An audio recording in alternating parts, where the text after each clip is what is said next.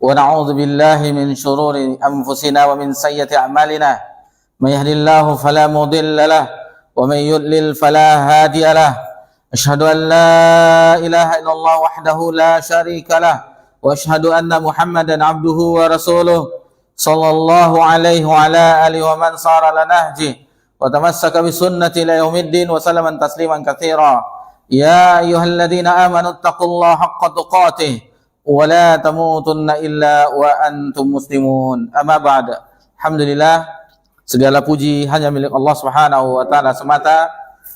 Allah Subhanahu wa taala senantiasa menurunkan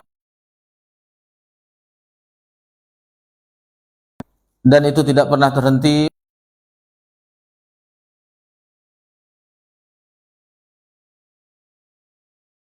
Muhammad sallallahu alaihi wasallam.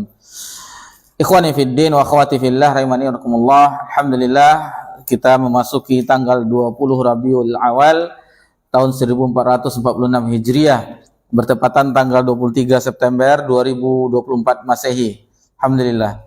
Sebelum kita melanjutkan pelajaran kita di dalam memetik faedah dari buku Syarh Aqidah Ahlussunnah wal Jamaah, di penanggalan tadi kita sedikit mengingatkan atau mengokohkan setiap pribadi kita bahwasanya di bulan Rabiul Awal itu biasanya kaum muslimin di masjid-masjid, di musola-musola atau di lembaga-lembaga itu mengadakan suatu peringatan yang mana keyakinan dari sebagian besar kaum muslimin di negeri kita ini itu salah satu bukti kecintaan mereka terhadap Nabi besar Muhammad sallallahu alaihi wasallam. Namun perlu kita garis bawahi bahwasanya agama ini adalah agama yang Allah turunkan kepada manusia, jin dan manusia. Dan ketika Nabi sallallahu alaihi wasallam di haji wada, turun wahyu yang terakhir, dan kita mengetahui dalam surah Al-Maidah ayat 3, Al-yawma akmaltu lakum dinakum wa atmamtu alaikum ni'mati wa raditu lakumul Islam madina. Pada hari ini telah kusempurnakan bagimu agamamu, dan aku telah cukupkan bagimu rezekiku, dan aku telah redha Islam itu menjadi agama bagimu. Dan ini ayat yang sangat agung sekali ketika kita memahami bagaimana syariat Islam itu, bahwasanya agama ini telah lengkap sempurna, tidak perlu ditambah, tidak perlu dikurangi, semuanya sudah Allah turunkan dan itu telah disampaikan semuanya oleh Nabi kita tercinta sallallahu alaihi wasallam. Dan kita mengetahui bahwasanya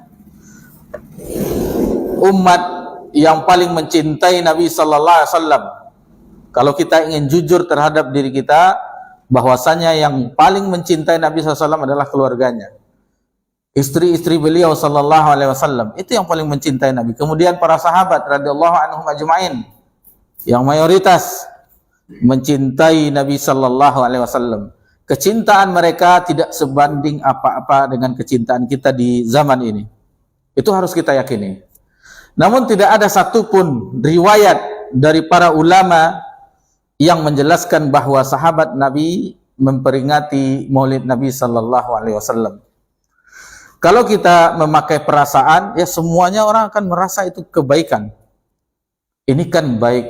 Di sini kita akan berkumpul dengan sesama jamaah. Kemudian kita mengetahui kelahiran Nabi sallallahu alaihi wasallam.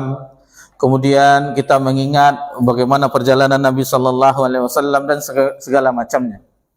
Kan tetapi tidak ada ulama a'immatul arba' yang kita ketahui Imam Abu Hanifah, Imam Malik, Imam Syafi'i, Imam Ahmad bin Hanbal yang meriwayatkan bahwa para sahabat radhiyallahu anhum ajma'in memperingati hal tersebut. Imam Malik mengatakan bahwasanya apapun ketika ayat tadi turun al-yauma akmaltu lakum dinakum, apapun yang ketika itu termasuk dalam perkara dan tidak termasuk perkara agama, lebih kurang itu maknanya, maka pada hari ini kata Imam Malik, di zaman Imam Malik, itu juga tidak terbagian dari agama. Itu juga tidak bagian dari agama. Dan barang siapa yang mengatakan suatu kebaikan di dalam agama ini tetapi Nabi sallallahu alaihi wasallam tidak menyebutkan bahwasanya itu kebaikan, maka dia telah menuduh Nabi sallallahu alaihi wasallam berkhianat terhadap syariat ini. Seolah-olah mereka mengatakan, wahai Nabi kita sallallahu alaihi wasallam, maulid Nabi ini baik, akan tetapi kenapa tidak engkau sampaikan? Kenapa engkau sembunyikan? Seolah-olah kita menuduh Nabi sallallahu alaihi wasallam berkhianat menyampaikan syariat ini. Padahal syariat itu semuanya telah disampaikan. Apapun yang jalan untuk menuju surga, Nabi telah sampaikan semuanya. Apapun jalan untuk menyebabkan seorang celaka masuk neraka, Nabi sudah memperingatkan, melarangnya. Tidak ada yang tersisa. Itu makanya turun ayat al-yauma akmaltu lakum dinakum. Telah sempurna. Jadi dalam agama ini kita tidak bisa memakai perasaan ini segala macam dan pengambilan dalil. Terkadang kita, alhamdulillah Allah memberikan kita pemahaman tentang ini, tentang bab ini, karena tidak mungkin semuanya kita mengetahui. Akan tetapi di bab ini terkadang kita geli, perut kita lucu gitu, mengambil pendalilan yang dipaksakan. Kenapa kita paksakan? Abu Thalib saja bergembira dengan kelahiran Nabi SAW. Maka dimerdekakannya budaknya Suhaibah. Dimerdekakannya. Masa kita yang umat mengakui mencintai Nabi tidak bahagia dengan lahirnya Nabi? Dipaksakan. Sebenarnya bisa kita bantah dengan yang lucu-lucu juga, tetapi terkadang diam itu lebih baik daripada kita bersikeras.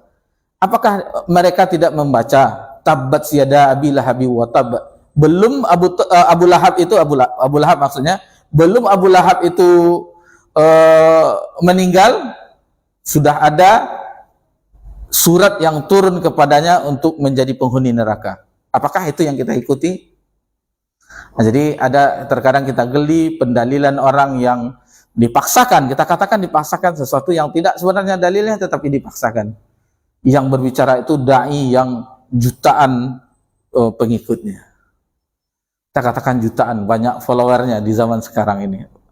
Nah, jadi ini musibah, salah satu musibah di zaman ini, bahwasanya ketika dai-dai yang mengajak kepada kebenaran, kembali untuk beribadah kepada Allah Subhanahu wa taala semata, yang mana ibadah itu hanya dilandasi bagaimana Nabi SAW mengajarkannya, mencontoh Nabi yang mulia sallallahu alaihi wasallam. Akan tetapi yang memalingkannya juga banyak. Dengan alasan yang tadi, ini kan baik, ini kan baik, ini kan baik. Semua. Dan mohon maaf, orang-orang yang melakukan perbuatan yang haram itu mengatakan dalam hatinya itu baik. Seandainya itu tidak baik, otomatis mereka tidak mau melakukannya. Ya, gimana lagi? Misalnya, ini kan membuat kita happy, misalnya orang yang mengkonsumsi narkoba, waliyahzubillah, membuat kita happy, lari ke sesuatu yang diharamkan, yang Allah muliakan akal, ya ulil albab, orang-orang yang berfikir, tetapi dirusak dengan hal-hal yang membahayakan seperti khamar dan segala macamnya. Tapi itu yang pertama mengenai Maulid Nabi, karena kita berada di bulan yang mayoritas kaum muslimin dan kita harus menjelaskan juga. Tetapi jangan kalau kita tidak ada ilmunya sama sekali. Salah satu metode dalam jidal, dalam berdebat, wajadilhu billati li ahsan, dalam mendebat orang, kalau seandainya kita tidak bisa baik mengeluarkan dalil, maka diam itu lebih baik. Karena kalau tidak menggunakan dalil, orang menggunakan, nanti diserangnya, akan kalah dia kan. Seperti itu. Terkadang timbul permusuhan, dan inilah yang diinginkan oleh syaitan, iblis laknatullah alaih, terjadinya permusuhan di dada-dada kaum muslimin, waliyahzubillah. Kemudian di tanggal 23 September, dan kita mengetahui sejarah yang begitu kelam di negeri kita ini, negara kita. Di tahun 65, 30 September terjadi peristiwa yang masih dikenang sampai sekarang, meskipun ada upaya-upaya untuk mengaburkannya, tetapi itu tidak bisa dipungkiri gerakan PKI, dan untuk membendungnya adalah syariat Islam. Mempelajari akidah yang sahih. Tidak ada sesuatu pun pemahaman, pemikiran sesat seperti PKI, komunis, liberalisme, sekularisme, pluralisme, apapun isme-ismenya, tidak ada yang membendung itu terhadap jiwa kaum muslimin, melainkan akidah yang sahih. Dan walhamdulillah, nikmat dari Allah Subhanahu wa taala, Allah memberikan kita kesempatan untuk mempelajari salah satu buku ustadz kita rahimallahu taala, yaitu Syarh Aqidah Ahlussunnah. Dan ini adalah kenikmatan dari Allah Subhanahu wa taala, kita diberikan kesempatan untuk mempelajari akidah yang sahih, bagaimana akidah Ahlussunnah wal Jamaah. Karena setiap kelompok kaum muslimin seperti Asy'ariyah, Maturidiyah, Kulabiyah dan yang lainnya itu menisbahkan diri kepada Ahlussunnah wal Jamaah. Semuanya menisbahkan diri kepada Ahlussunnah wal Jamaah. Karena memang Ahlussunnah wal Jamaah itulah yang menjadi jaminan khabar dari Nabi SAW, sebagaimana pelajaran-pelajaran kita sebelum yang telah kita singgung. InsyaAllah di malam ini adalah pertemuan kita yang ketiga. InsyaAllah. Dan sebelumnya yang di pertemuan yang pertama, walhamdulillah kita telah membahas tentang muqaddimah dari kitab ini, Syarh Aqidah Ahlussunnah wal Jamaah. Kemudian di pertemuan yang kedua kita telah mempelajari definisi dari Aqidah Ahlussunnah wal Jamaah. Kemudian sejarah istilah penamaan Ahlussunnah wal Jamaah. Ada juga kita bahas nama-nama lain dari Aqidah Ahlussunnah wal Jamaah. Ada At-Taifatul Mansurah, ada Al-Ghuraba, ada Firqatun Najiyah, ada Salaf, Salafiyah, dan yang lain-lainnya. Alhamdulillah, tentang masalah itu telah kita bahas di pertemuan kita sebelumnya yang kedua. Adapun yang malam yang berbahagia ini, kita memasuki bab yang kedua pada buku ini, itu di halaman 39.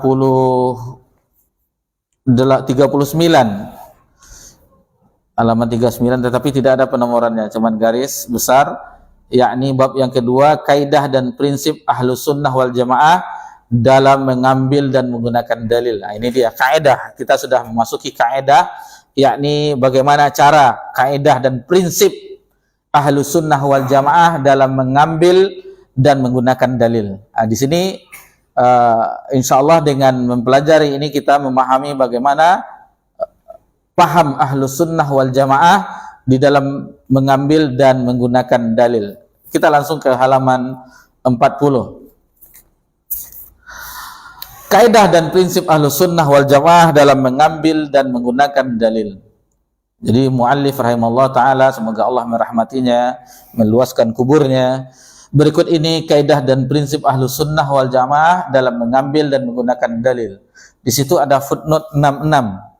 Kalau kita lihat di bawah, jadi beliau mengambil dari Buhuts fi Aqidah Ahlussunnah wal Jamaah halaman 44 sampai 45, kemudian Mujmal Usul Ahlis Sunnah wal Jamaah fil Aqidah halaman 5 sampai 9 karya Dr. Nasir bin Abdul Karim Al-Aql dan kitab-kitab lainnya. Jadi beliau sebutkan di situ dari mana sumbernya. Jadi beliau mengambil ini bukan dari ungkapan beliau, karena di beberapa kesempatan yang lalu, 1 bulan yang lalu kalau tidak salah, 2 bulan yang lalu, itu beredar bahwasanya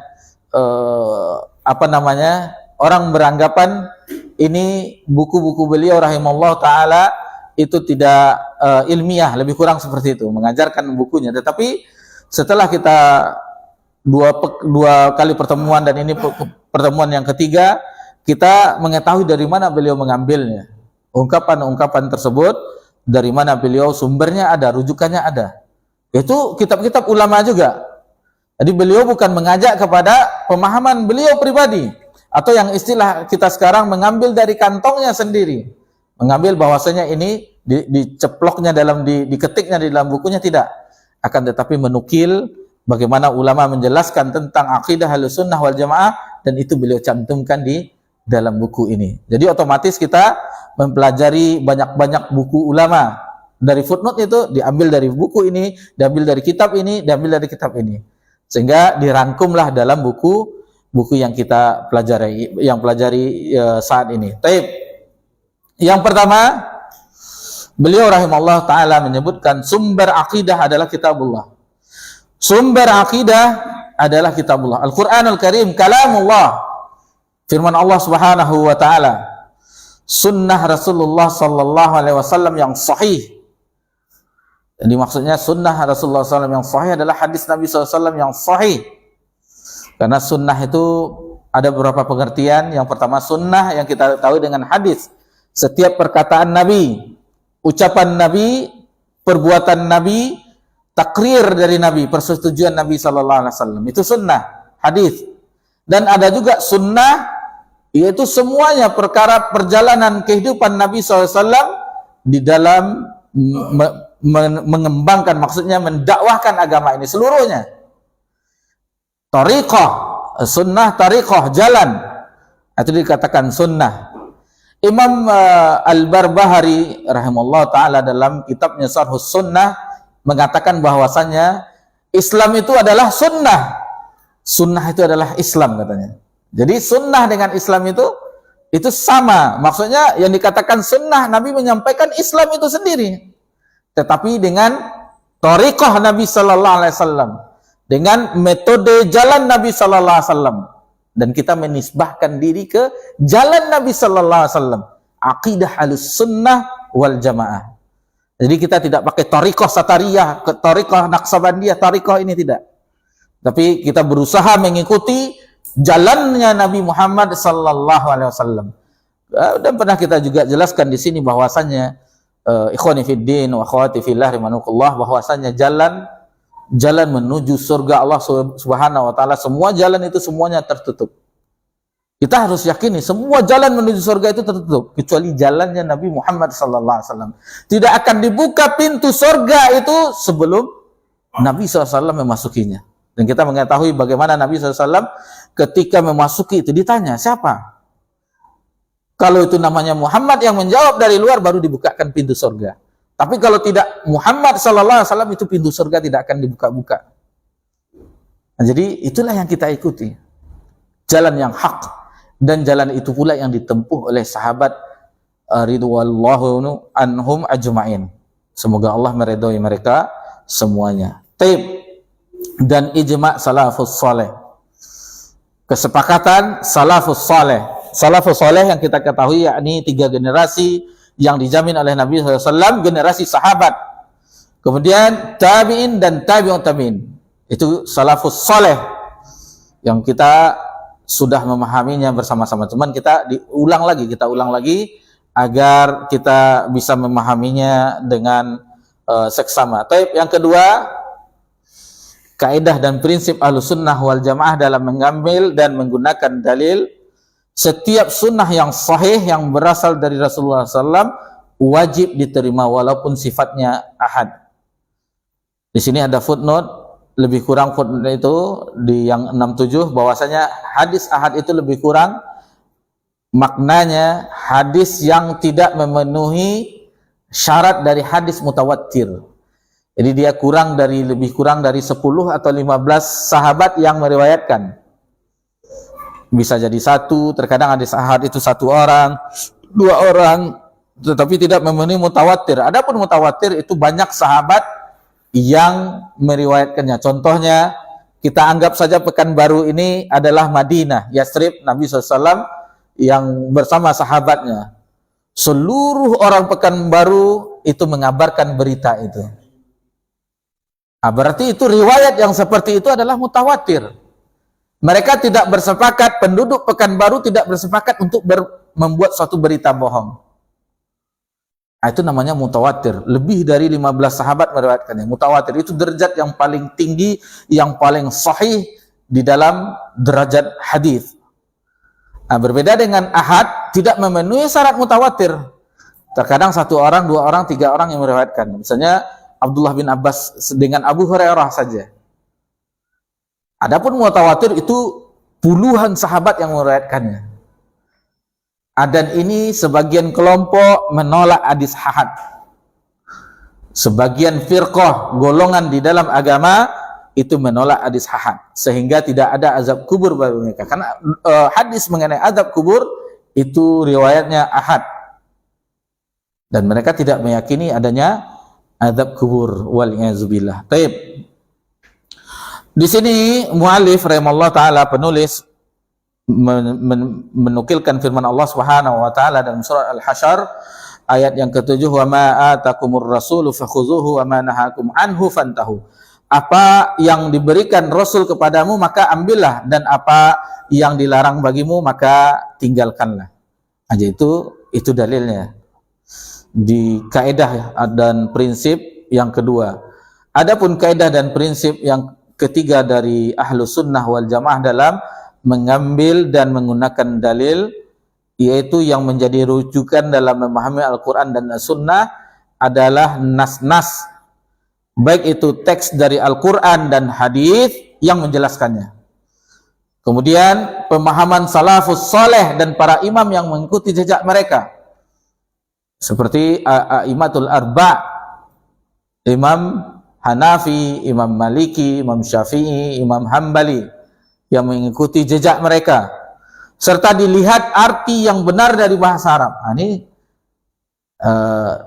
suatu tamparan juga bagi kita bahwasanya kalau kita ingin memperdalam agama ini harus bisa bahasa Arab.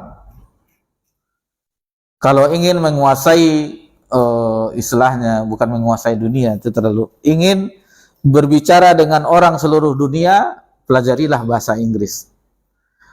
Karena kita mengetahui bahasa dunia bahasa Inggris. Siapa tahu bapak-bapak atau ibu-ibu, ikhwani wa akhwati fillah, ada jalan-jalan ke Eropa, bahasa Inggris kan gampang. Where is Manchester United? Misalnya kan bisa bertanya. Tapi kalau tidak tahu gimana bertanya kan? Tapi kalau ingin memperdalam agama ini, yaitu dengan bahasa Arab. Dengan bahasa Arab. Kita pernah bahas di sini, kita jelaskan secara ringkas. Kita ingin memasuki gudang ilmu, kuncinya, miftahnya adalah bahasa Arab. Kalau tidak terbuka pintu kuncinya, maka tidak akan bisa kita memasuki gudang ilmu tersebut. Bagaimana kita akan memasukinya sementara kuncinya kita tidak memilikinya? Atau dalam kata lain, ilmu alat, itu ilmu yang mempermudah, salah satu alat untuk mempermudah kita memahami firman Allah Subhanahu wa taala dan hadis Nabi kita yang mulia sallallahu alaihi wasallam. Jika hal tersebut sudah benar, kata penulis, maka tidak dipertentangkan lagi dengan hal-hal yang sifatnya berupa kemungkinan menurut bahasa. Itu yang ketiga. Keempat, kaidah dan prinsip Ahlus Sunnah wal Jamaah dalam mengambil dan menggunakan dalil, prinsip utama dalam agama, usuluddin. Dan ini telah kita bahas di pertemuan kita yang kedua. Usuluddin, semua telah dijelaskan oleh Nabi sallallahu alaihi wasallam. Siapapun tidak berhak untuk mengadakan sesuatu yang baru. Jadi tidak berhak siapapun selain yang Allah utus, yakni yang terakhir Nabi Muhammad sallallahu alaihi wasallam, dan ini nabi yang terakhir. La nabiyya ba'di, tidak ada nabi setelahku, kata Nabi sallallahu alaihi wasallam. Khataman nabiyyin, penutup nabi, tidak ada nabi sallallahu alaihi wasallam, nabi sesudah Nabi Muhammad sallallahu alaihi wasallam. Jika ada yang mengaku-ngaku, maka mereka adalah al-kadzdzab, pembohong, pendusta, pengikut Dajjal. Seperti Musailamah al-Kadzdzab, kita mengetahui di zaman Abu Bakar As-Siddiq dan beberapa nabi palsu yang mengaku menerima wahyu. Dan tidak boleh menambah-nambahkan yang baru, seperti tadi yang kita sebutkan, yang tidak ada di zaman dahulu, di zaman Nabi SAW, tahu-taunya ada di zaman sekarang. Itu tidak boleh. Tidak boleh, karena nanti kita akan berdiri di hadapan Allah Subhanahu wa taala. Ikhwani fiddin wa akhwati fillah, kita berdiri fardan, sendiri-sendiri. Nanti akan ditanyakan tentang amalan kita. Tidak sembarangan kita dalam agama ini. Jangan sampai kita ceroboh dengan agama ini. Tidak boleh seenak perut kita, atau bahasa anak-anak muda sekarang, semau gue. Tidak boleh. Kita harus jelas pijakannya, harus jelas dari mana sumbernya. Untuk masalah dunia kita terkadang teliti. Contoh, memasukkan anak sekolah, kita teliti. Ini kita ambil umum ya. Nanti dimasukkan ke anak sekolah lembaga pendidikan Islam itu lain lagi. Ini umum. Mana sekolah favorit di Pekanbaru ini? Wah, kita teliti. Guru-gurunya lulusan mana? Apa titelnya? Teliti. Ada enggak bahasa Inggris di situ? Nanti matematikanya bagaimana? Itu teliti. Para orang tua teliti dalam masalah dunia, itu contohnya. Atau kita membeli kendaraan, beli mobil misalnya, dicek itu. Apa pernah diketok-ketok, apa pernah tabrakan atau yang lainnya. Apa sudah pernah turun mesin atau segala macamnya, tahun berapa. Diperiksa semuanya, teliti kita. Atau beli rumah, dilihat banjir enggak. Lihat semuanya, sampai ke kamar-kamar mandinya dilihat. Teliti kita. Lalu bagaimana dengan agama? Kita dengan agama itu yang akan membuat kita selamat di akhirat, kita tidak teliti. Kita ceroboh. Ini musibah.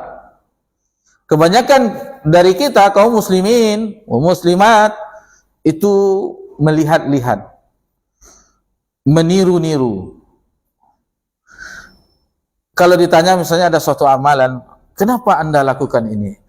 Ya, orang-orang pada melakukan ini. Seperti itu jawabannya.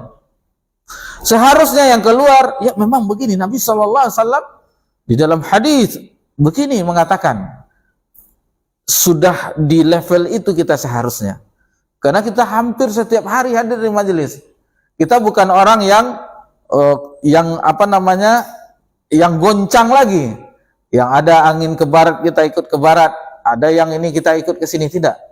Kita harus kokoh di dalam agama ini. Seandainya ada bertabrakan dengan hadis Nabi Sallallahu Alaihi Wasallam, ada yang bertabrakan. Sementara ustadz kita doktor misalnya, banyak titelnya, itu menyampaikan, kita tinggalkan ustadz kita, ambil dalil. Seperti itu kita seharusnya dalam beragama. Seharusnya kita seperti itu beragama. Tetapi sebagian besar kaum muslimin tidak memahami seperti ini. Karena apa? Karena cuek terhadap agamanya. Seolah-olah agama itu ya sekedar kita sholat, nanti bulan Ramadan kita puasa, ini udah selesai. Dan kita kalau jumlahnya banyak kuantitasnya banyak, tetapi kualitasnya sedikit. Berbicara Pak Gufron percaya juga lagi. Itu contoh nyata. Semua bahasa tahu, bahasa malaikat, bahasa semut, bahasa hujan, semuanya. Percaya pula banyak pengikutnya. Karena apa? Karena itu tadi. Karena cara beragama kita, kekokohan kita, itu, dan kita merasa tidak enak sama tetangga, tidak enak sama orang, nanti dibilang orang apa. Lebih baik kita dibenci. Seandainya ini ada pilihan, tapi jangan. Seandainya kita memilih dibenci masyarakat daripada nanti kita berlawanan dengan Nabi SAW di akhirat, mana yang kita pilih? Cuman kita harus, ini kita berat, kebenaran itu berat, jangan ditambah berat dengan lisan kita yang kasar. Misalnya ada yang kita susah itu kan biasanya kenduri kematian, bukan kenduri, semacam takziah. 1 hari, 2 hari, 3 hari, ini di Pekanbaru rata sama baca Yasin, itu sama rata-rata kita di Pekanbaru. Usahakan yang fardu kifayah kita bisa hadir di komplek kita, di perumahan kita. Usahakan. Kita kerja izin dulu. Ada yang meninggal di perumahan saya, izin kita ikut menyolatkan, atau bisa memandikan misalnya, menyolatkan, mengkafani, menyolatkan, mengantarkan ke kuburan. Itu minimal. Seandainya kita bisa berlebih harta kita, beli nasi bungkus, antarkan. Sebagaimana keluarga Ja'far yang meninggal, Ja'far diantarkan makanan. Ini sudah ini tidak, memandikan tidak, menyolatkan tidak, malamnya tidak ada juga. Atau sudah dicap di garis ini tidak bermasyarakat. Sebenarnya pandai-pandai kita, harus kita siasati. Nanti lama-lama orang tuh akan paham, oh bapak ini tidak ikut dia. Tetapi alhamdulillah dia ikut, yang lainnya ikut. Kalau ada guru gotong royong nih ikut. Dan usahakan juga sesekali juga kita hadir juga berjamaah di masjid-masjid dekat. Mungkin dari kita tidak sekitar sini ada yang, karena banyak parkir kendaraan juga sepeda motor agak jauh, sesekali kita nggak apa-apa di masjid kaum muslimin seperti sholat zuhur misalnya dekat dari rumah, nampak juga kita sama tetangga-tetangga kita. Sudah azan ya Pak? Kita azan dulu, insya Allah setelah azan akan kita lanjutkan insya Allah. Baik, tafadhol.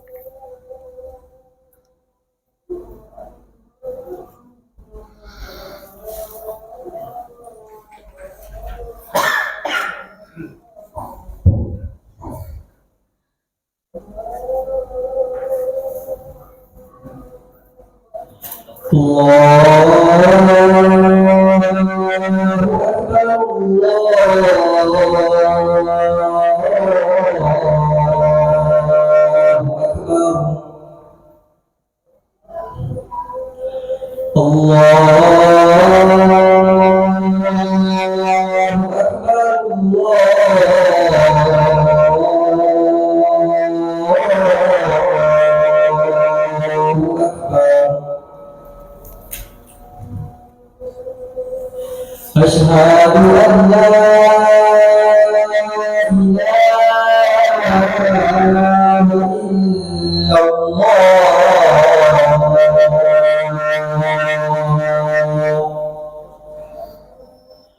أشهد أن لا إله إلا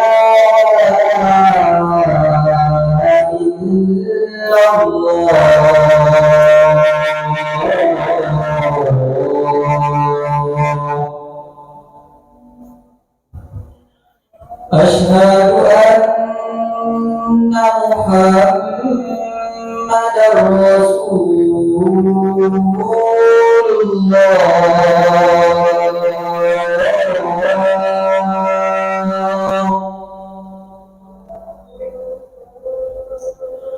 أشهد أن محمدا رسول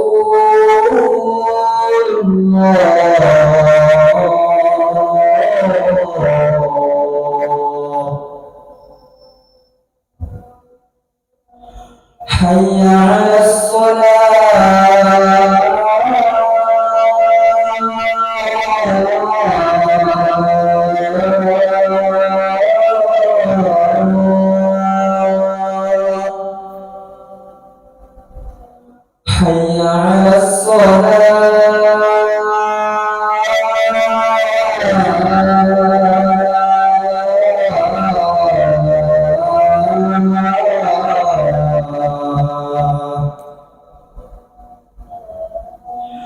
حي على حي على حي على الفلاح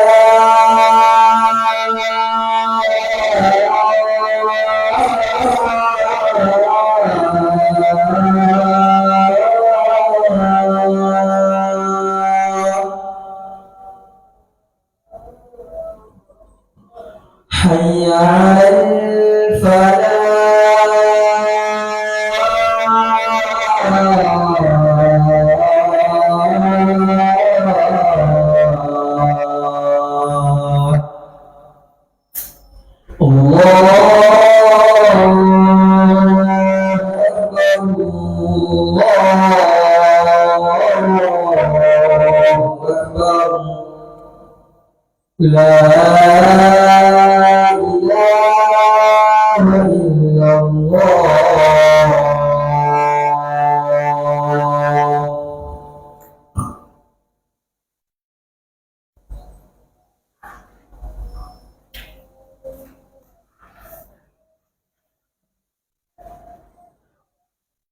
Alhamdulillah wassalatu wassalamu ala Rasulillah ma ba'da. Ikhwani fiddin wa akhwati fillah, kita lanjutkan pembahasan kita di dalam pembahasan kaidah dan prinsip Ahlussunnah wal Jamaah dalam mengambil dan menggunakan dalil. Tadi kita terhenti di poin yang keempat, yakni prinsip-prinsip utama dalam agama, usuluddin, pokok dari agama, semua yang telah dijelaskan oleh Nabi sallallahu alaihi wasallam. Siapapun tidak berhak untuk mengadakan sesuatu yang baru. Siapapun dia tidak berhak. Hatta Abu Bakar dan Umar. Seandainya itu kan kita mengetahui bahwasanya Abu Bakar dan Umar adalah sahabat yang paling mulia di antara seluruh sahabat. Dan itu sepakat kaum muslimin. Ijma' kaum muslimin terhadap kedudukan tersebut. Akan tetapi pernah terjadi di kekhalifahan salah satu khalifah setelah dua khalifah itu tiada, tentang manasik haji, bahwasanya ketika dijelaskan tentang tata cara haji tamattu', lalu dikatakan oleh orang tersebut bahwasanya Abu Bakar mengatakan ini, Umar mengatakan ini, Umar melakukan ini, Abu Bakar mengatakan. Lalu disebutkan oleh, kalau tidak salah, Abdullah bin Mas'ud atau Abdullah bin Abbas, seolah-olah, dan ini diriwayatkan oleh Imam Ad-Darimi dalam sunannya, seolah-olah akan terjadi hujan batu ketika aku sampaikan hadis Nabi sallallahu alaihi wasallam, engkau mengatakan bahwa Abu Bakar melakukan ini, Umar melakukan ini. Bayangkan, sekali Abu Bakar dan Umar, jika itu bertentangan dengan sabda Nabi yang mulia sallallahu alaihi wasallam, maka tidak diterima. Apalagi orang-orang setelahnya. Yang paling susah kita di zaman ini mengkultuskan wali-wali Allah. Ini kalau sudah wali Allah itu ada acara peringatan, maka Nabi itu hadir katanya. Ini dari mana landasannya? Jadi macam membaca marhaban, marahib.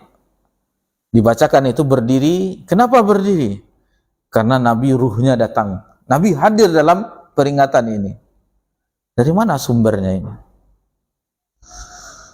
Dan kita mengetahui pernah juga dapat cuplikan namanya di media sekarang. Ada seseorang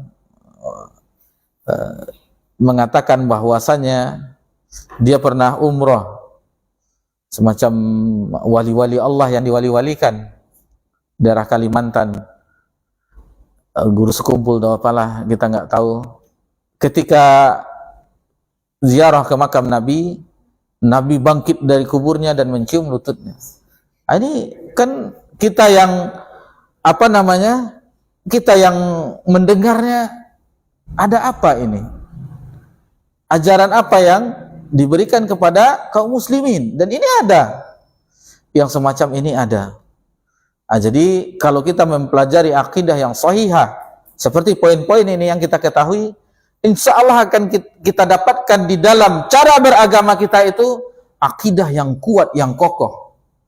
Yang akidah itu yang berada di dalam jiwa kita tidak akan lekang kena panas. Seberapapun panasnya tidak akan lekang dan tidak akan lapuk kena air hujan. Akan kokoh, berpegang teguh dengan syariat yang telah ditinggalkan oleh Nabi sallallahu alaihi wasallam. Tegas, keras, bukan harus kasar penampakan kita. Sesama kaum muslimin kita tersenyum. Terkadang tegas tetapi nggak ada senyum dengan saudara kita. Ini masalah juga. Dan begitu juga akhwat kita ingatkan juga, seandainya ada ibu-ibu kaum muslimin atau di kajian khusus akhwat, ruangan akhwat, kalau memang itu terjaga, dibuka cadarnya. Ada orang yang datang misalnya masih pakaian biasa, jilbab segi 4, jangan dimusuhi, sambut. Karena modal yang pertama, mereka telah mau hadir, itu sudah modal itu. Tetapi kalau kita cuek kan, ini dilihat dari ujung kepala sampai ke kaki, dibolak-balik, besok nggak datang lagi ibu itu. Begitu juga dengan kita di sini, misalnya ada yang ingin mau mempelajari agama Allah Subhanahu wa taala, ya kita sambut mereka dengan suatu yang bagaimana? Lihatlah bagaimana orang-orang dari agama lain mengajak ke agamanya. Kelompok-kelompok lain lembut dengan mengajak ke kelompoknya. Contoh, misal mengajak keluar 3 hari. Bagaimana dia berusaha agar saudaranya, temannya mau melakukan hal tersebut. Begitu juga kita, apapun caranya, misalnya kita dengan memberikan hadiah atau dengan memberikan buku atau yang lainnya, mengajak ke kajian. Misalnya ada ustadz yang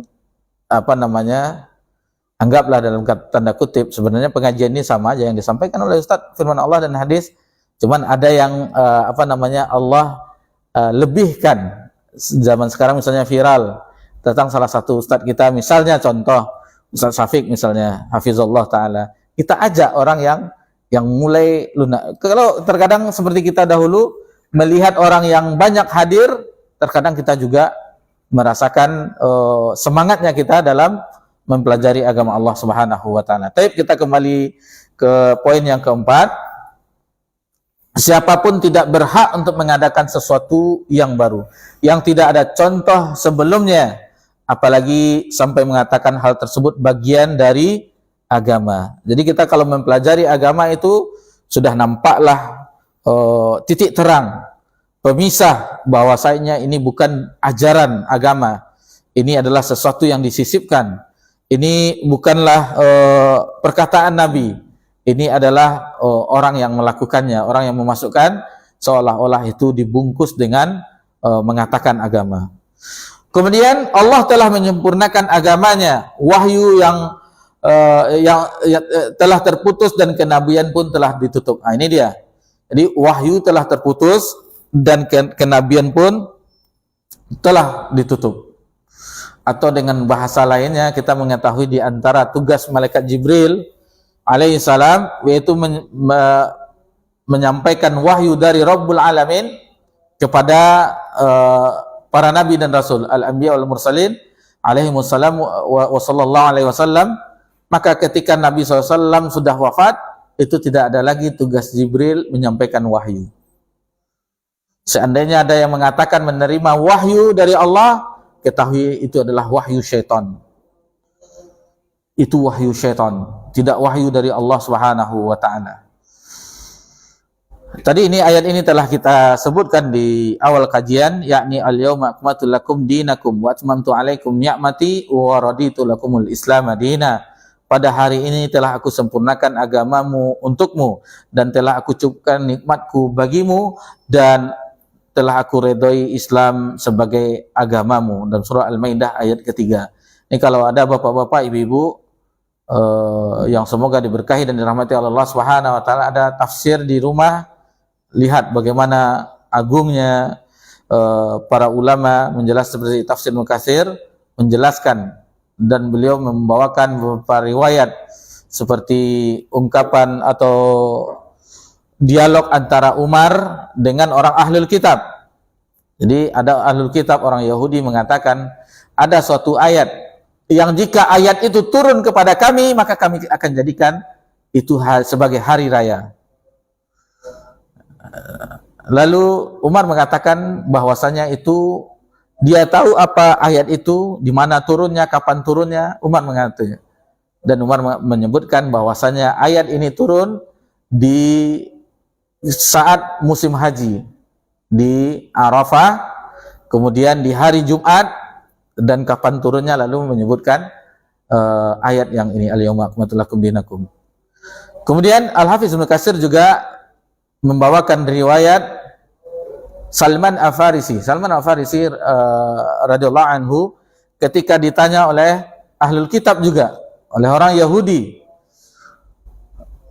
apa yang telah diajarkan oleh temanmu itu, sahabatmu itu, maksudnya Nabi Muhammad SAW telah mengajarkan apa?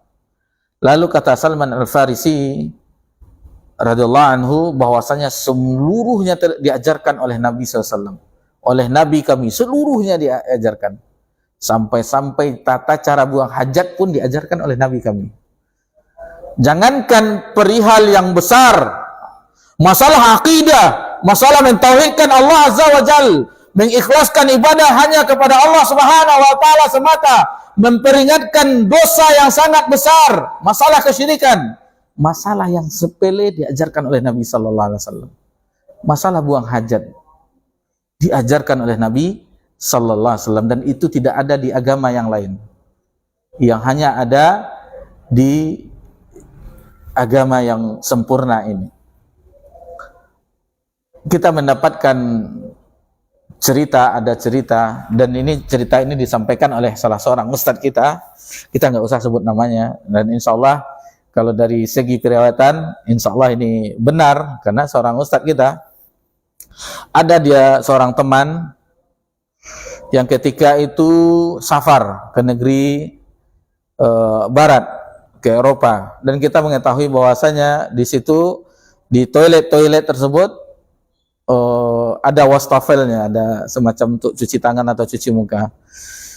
Waktu itu beliau mau sholat, lalu berwudu, otomatis kalau kaki diangkat ke atas, karena kan setinggi agak di bawah dada, jadi angkat. Ada orang barat, orang bule mengatakan agak marah dia, bahwasanya kakinya naik ke atas, dibasuhnya kakinya, ininya, sementara kami untuk cuci tangan dan cuci muka. Alhamdulillah dia bisa bahasa Inggris juga, ya mister, ya sir, atau semacam apalah yang maknanya bahwasanya kaki saya ini lebih bersih dari muka Tuhan. Dia katakan seperti itu, karena Tuhan hanya membasuhnya seketika, di pagi misalnya, ini kami membasuhnya minimal 5 kali sehari semalam ketika berwudu. Nah, jadi berani dia, izahnya gimana, lebih bersih kakinya daripada muka bule itu katanya, karena kami 5 kali sehari semalam minimal membasuh kaki ini untuk sholat untuk ketika berwudu. Baik.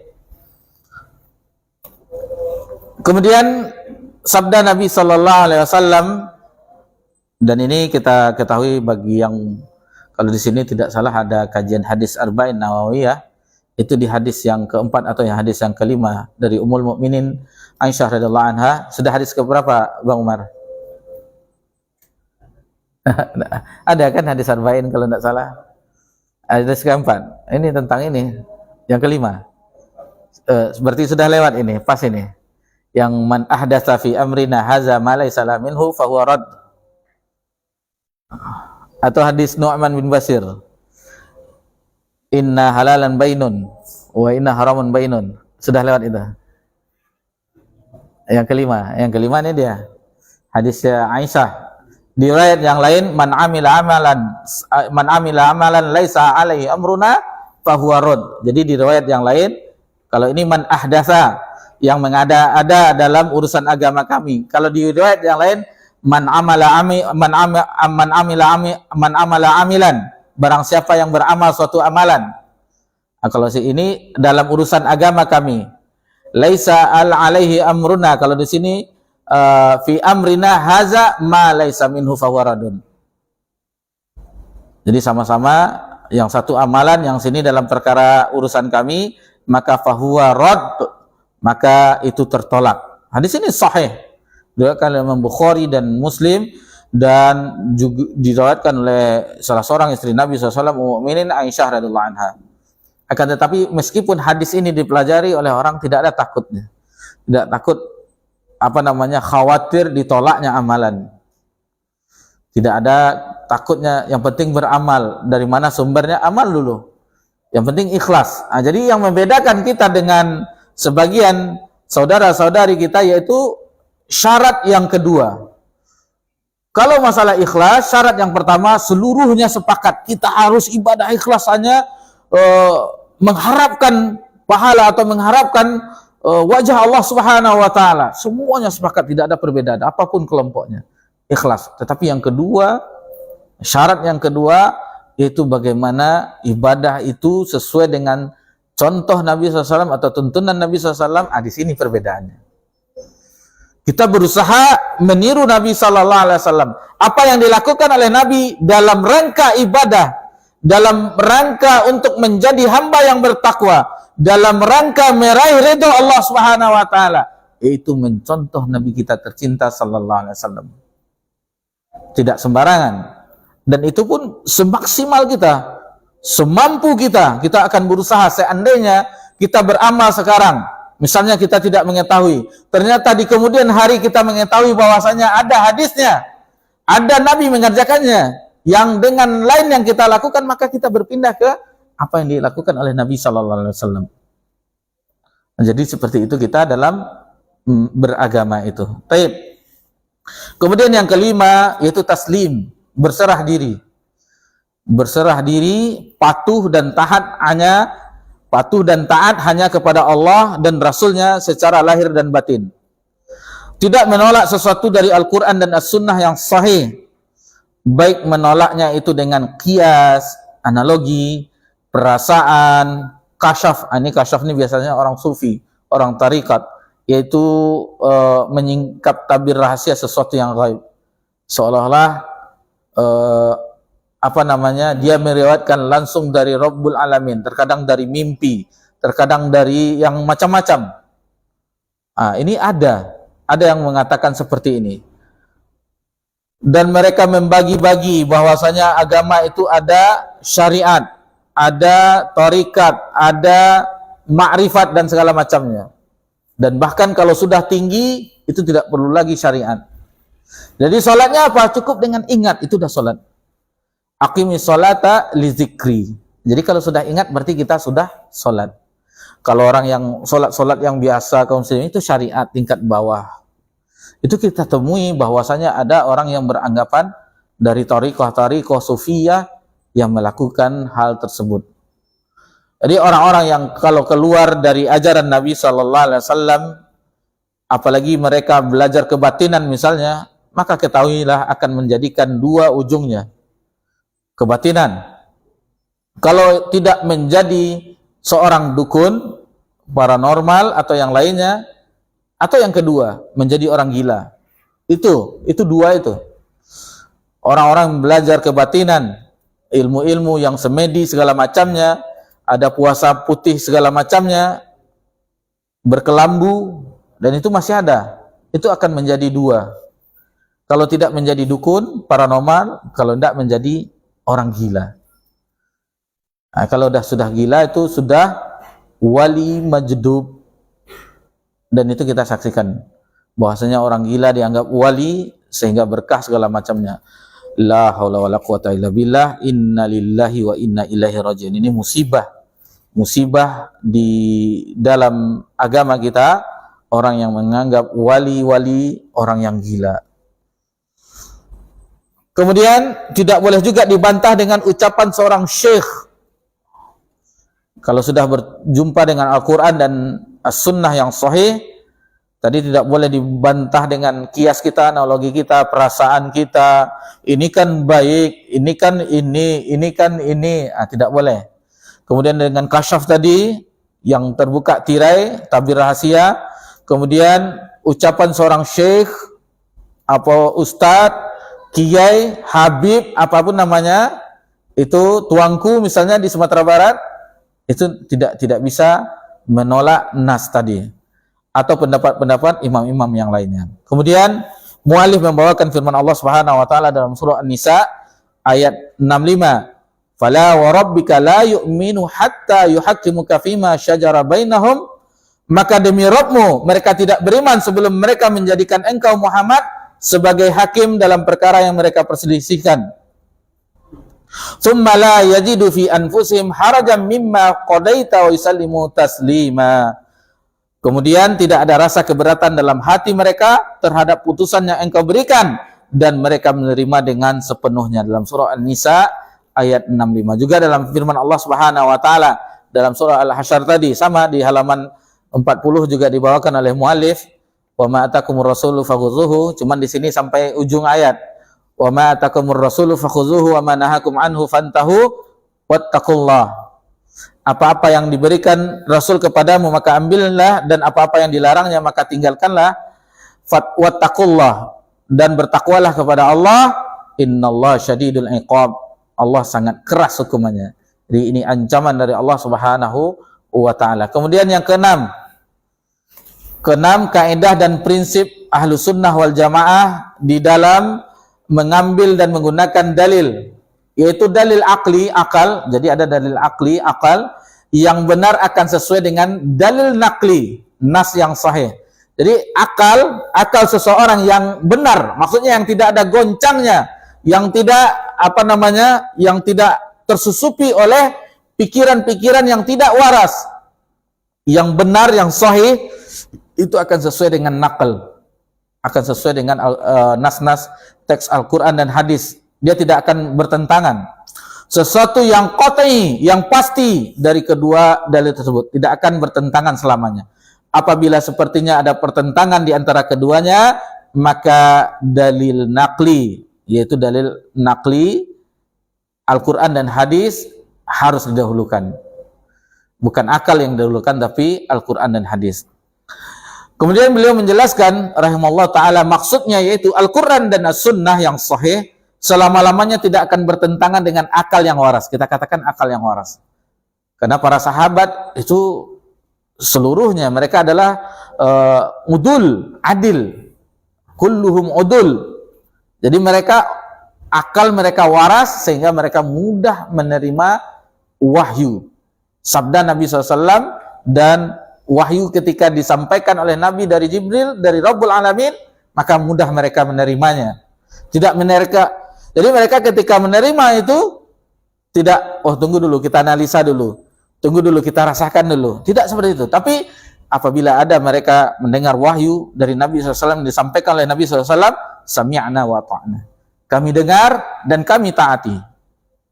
Bukan sami'na wa asaina. Kami dengar lalu kami maksiati, kami tinggalkan, tidak. Tetapi kami dengar dan kami taati. Begitulah para sahabat radhiyallahu anhum ajma'in menerima kabar dari Nabi SAW.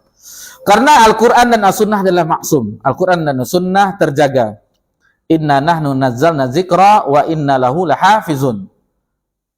Al-Quran, huruf-hurufnya, titik-titiknya semuanya dijaga. Baris-barisnya semua dijaga oleh Allah Subhanahu wa taala.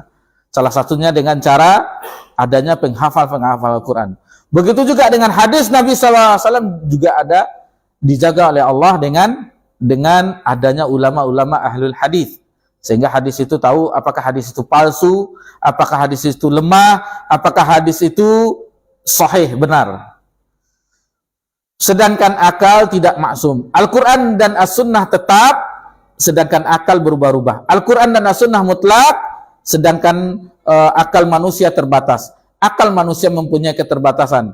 Akal wajib tunduk kepada wahyu, wajib tunduk kepada Al-Quran dan As-Sunnah.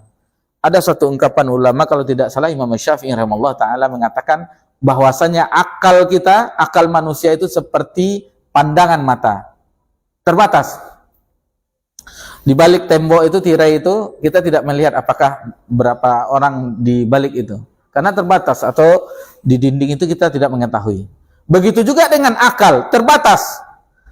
Akal itu tidak akan bisa mengetahui tentang alam kubur, tentang nanti dibangkitkan di yaumil mahsyar, tidak akan mengetahui. Dan akan diketahui dengan Al-Quran, dengan wahyu, dengan hadis Nabi Sallallahu Alaihi Wasallam. Jadi ini salah satu bantahan juga terhadap orang yang menuhankan akal, dalam tanda kutip menuhankan akal. Kalau tidak masuk akal ditolaknya, kalau masuk akal baru diterimanya. Tidak seperti itu. Seandainya Al-Quran dan As-Sunnah itu bertentangan dengan akalnya, yang dikesampingkan akal itu, yang didahulukan adalah Al-Quran dan As-Sunnah. Alangkah agungnya perkataan Ali bin Abi Thalib radhiyallahu anhu ketika mengungkapkan di syariat mengusap khuf. Jadi kalau mengusap khuf itu, ikhwani fiddin wa akhwati fillah, yang diusap itu punggung kaki. Misalnya kita pakai kaos kaki kan, berwudu, masih dalam keadaan suci waktu itu.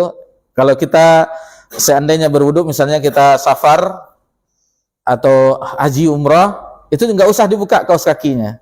Ambil air itu, sudah dilapkan di atas punggung kaki, bukan di bawahnya. Kata Ali bin Abi Thalib, kalaulah seandainya agama itu dengan akal, tentu yang diusap itu bagian bawah.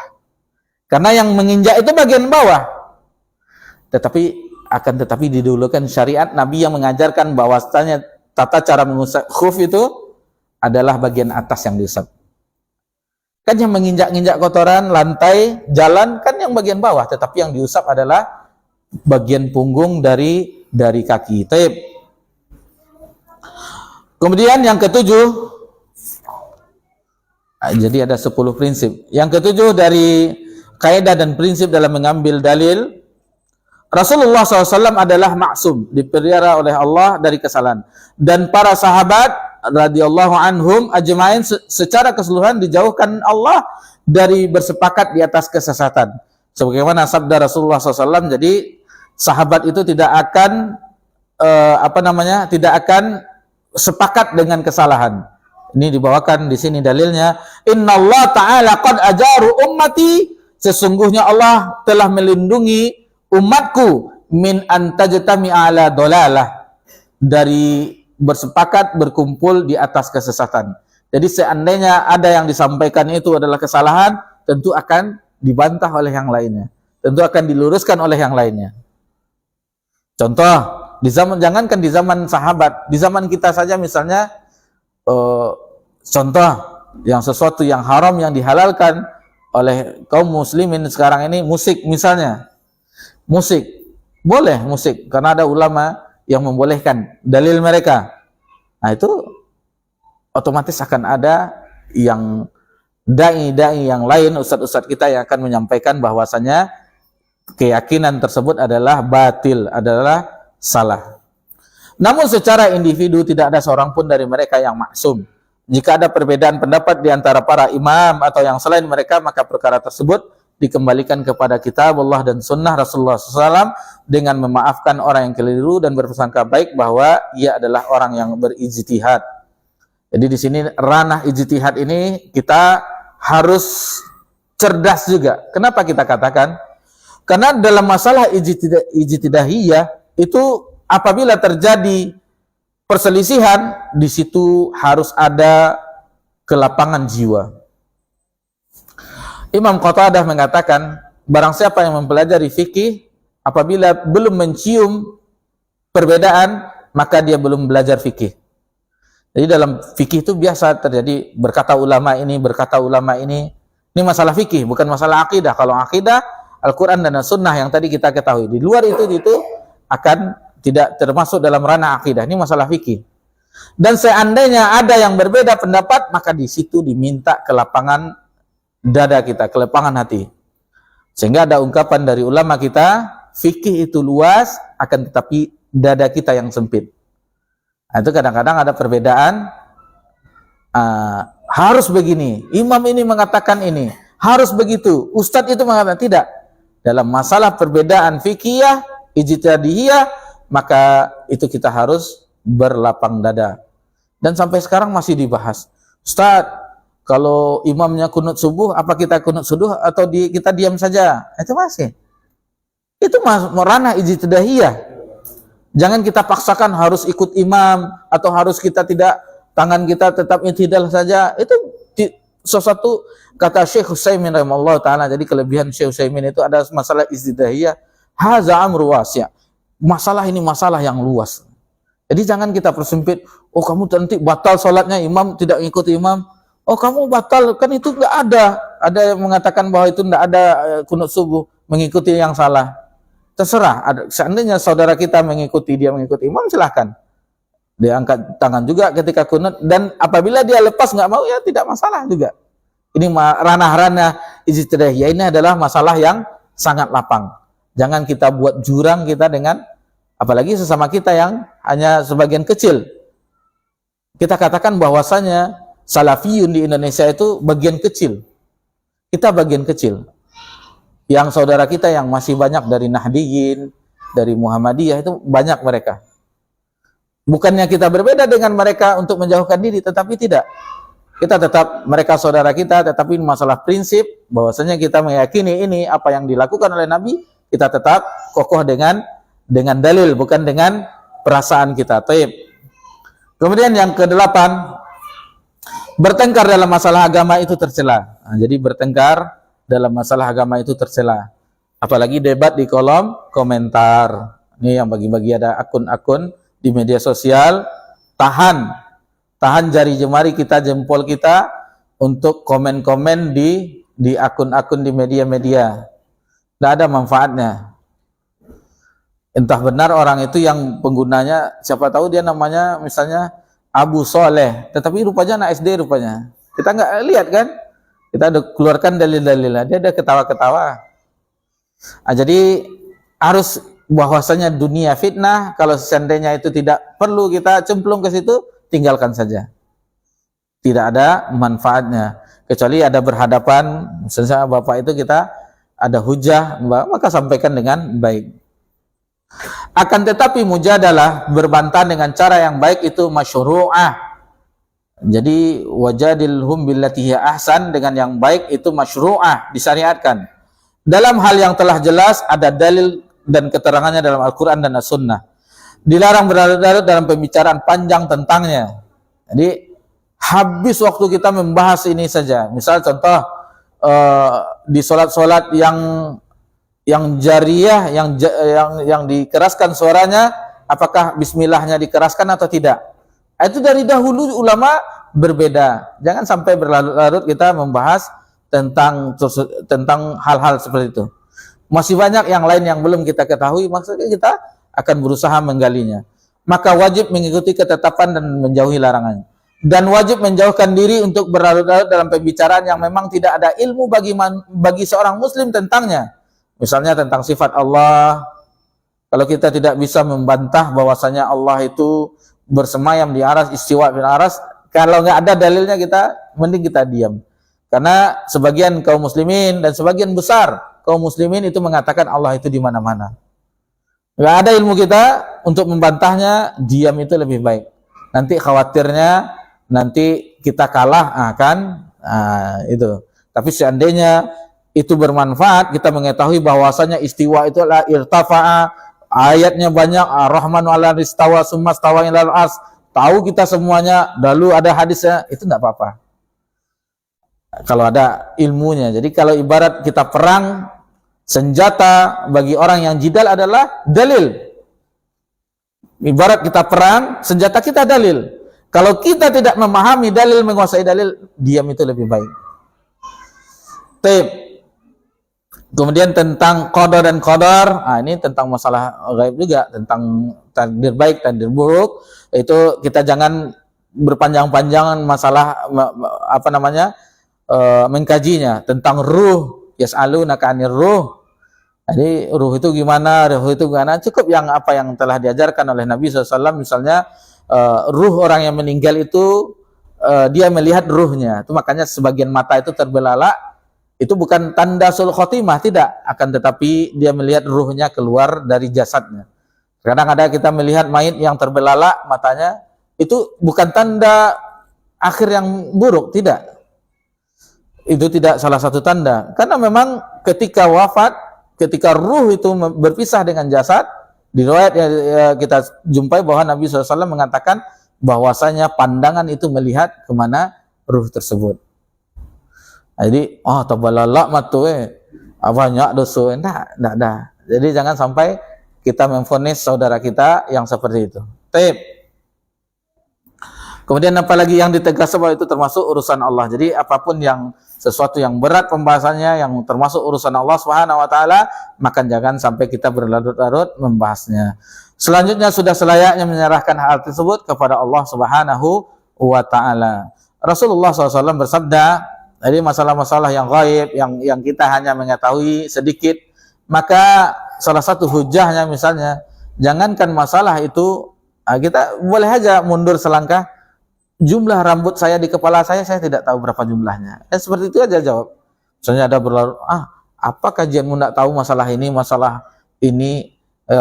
tentang masalah yang gaib, yang sakti atau segala macamnya. Taib. Di sini dibawakan Rasulullah SAW bersabda, dan ini hadis ini hasan,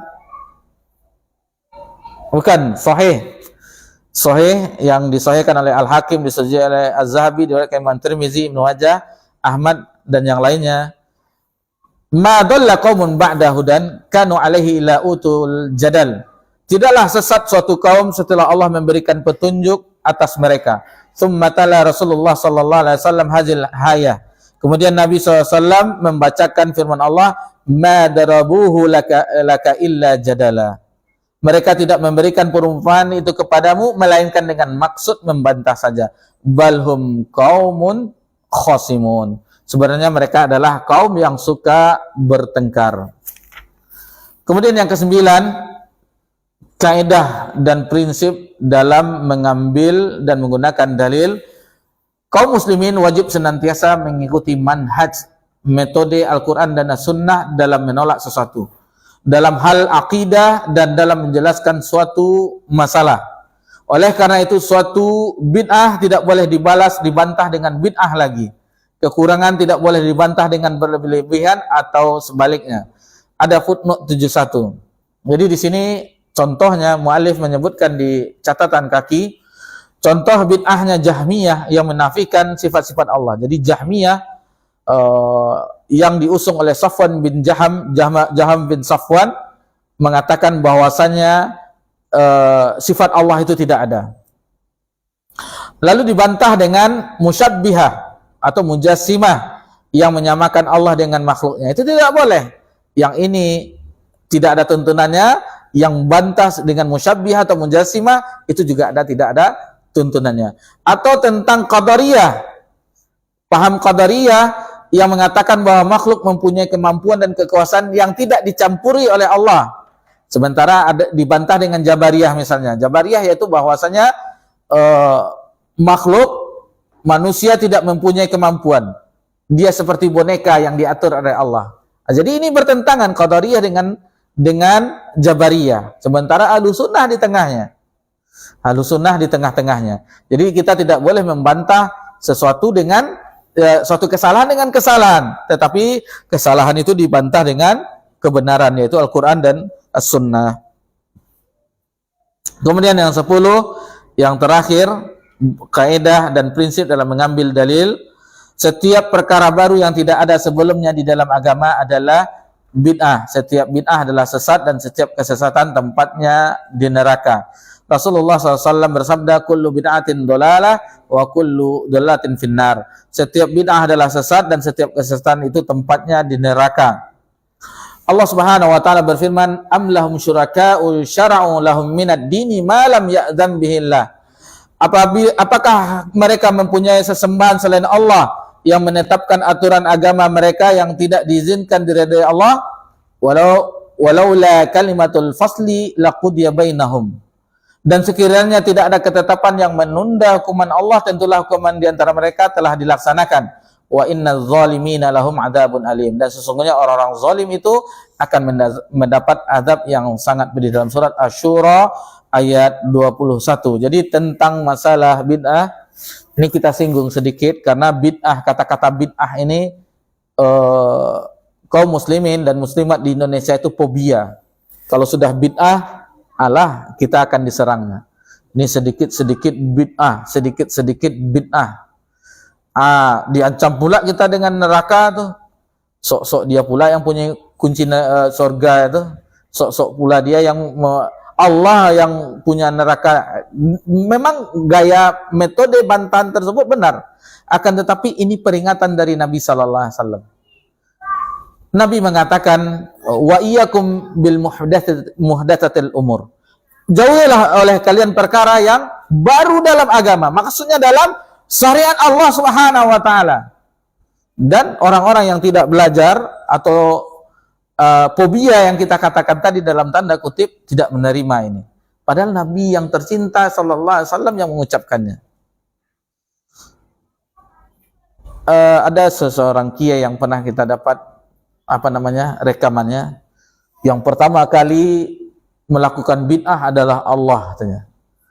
Lalu dibawakan firman Allah, badi'us samawati wal ardh.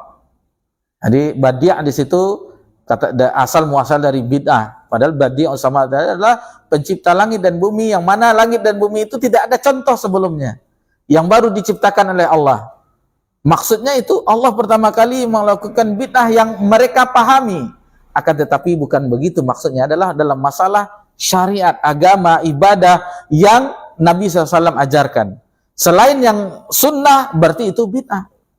Atau kita lembutkan sedikit bahasanya.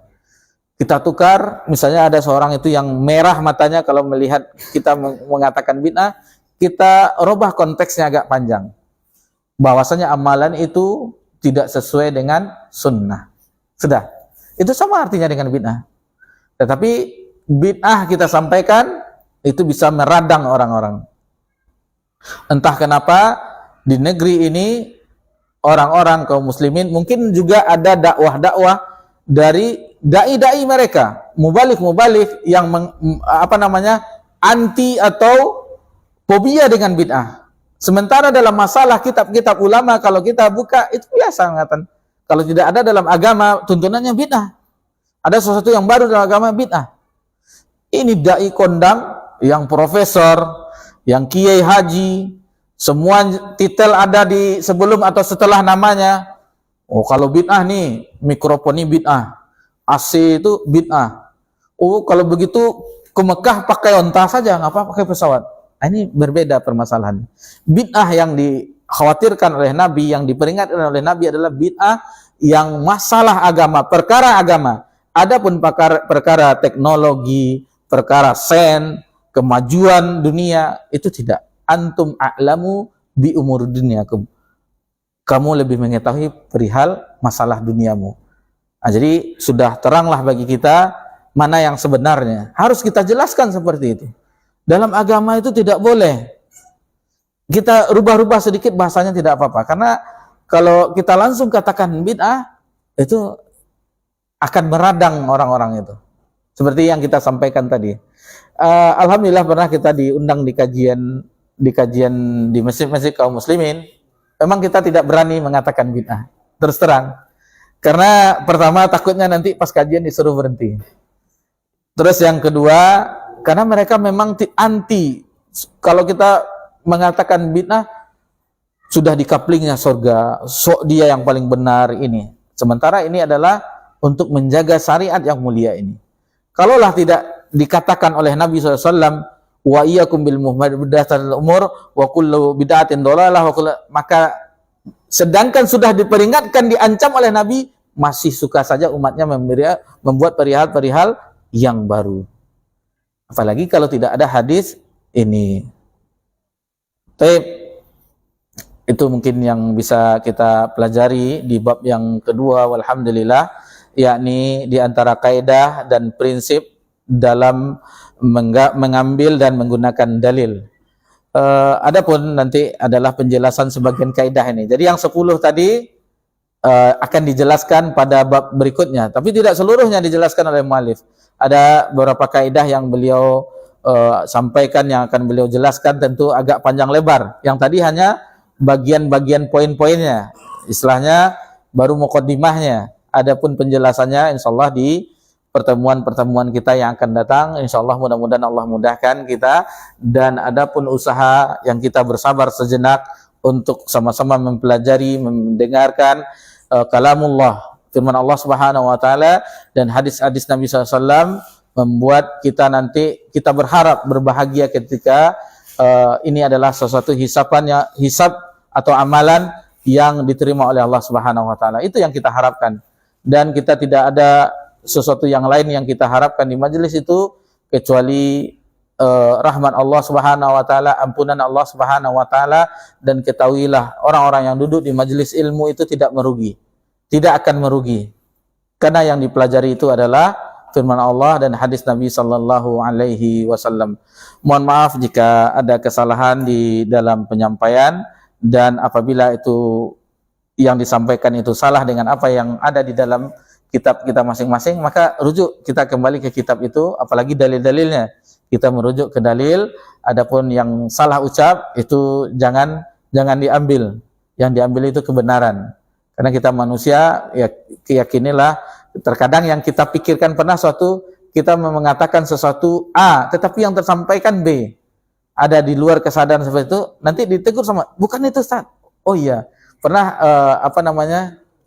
peristiwa Isra dan Mi'raj. Ini satu kasus bahwasanya Nabi SAW ada satu riwayat mengatakan Nabi disuguhkan ketika Nabi setelah mengimami para nabi di Baitul Maqdis peristiwa Isra dan Mi'raj, lalu Nabi dibelah dadanya, dibersihkan dengan wadah emas, dengan air zam-zam, dikeluarkanlah semua penyakit-penyakitnya, diisi dengan iman dan hikmah, lalu disuguhkan oleh malaikat 3 minuman, yaitu air, khamar, dan susu. Ketika itu kita salah ucap, kita menyebutkan dalam pikiran hati ini Nabi memilih susu, tetapi terucapkan Nabi memilih khamar.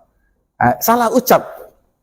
Jadi ketika itu Nabi SAW memilih susu, kata malaikat Jibril, engkau telah memilih fitrah. Agama ini fitrah, memilih yang benar. Seandainya engkau memilih air, maka engkau tenggelam dan umatmu tenggelam. Seandainya engkau memilih khamar, maka tersesatlah umatmu. Engkau telah memilih yang fitrah, yaitu air minum berupa susu, sebagaimana agama ini fitrah. Taib, subhanakallahumma bihamdika, asyhadu an la ilaha illa anta, astaghfiruka wa atubu ilaik. Wassalamu ala nabi Muhammad sallallahu alaihi wasallam wa ala alihi washabihi ajma'in. Walhamdulillahirabbil alamin. Wassalamualaikum warahmatullahi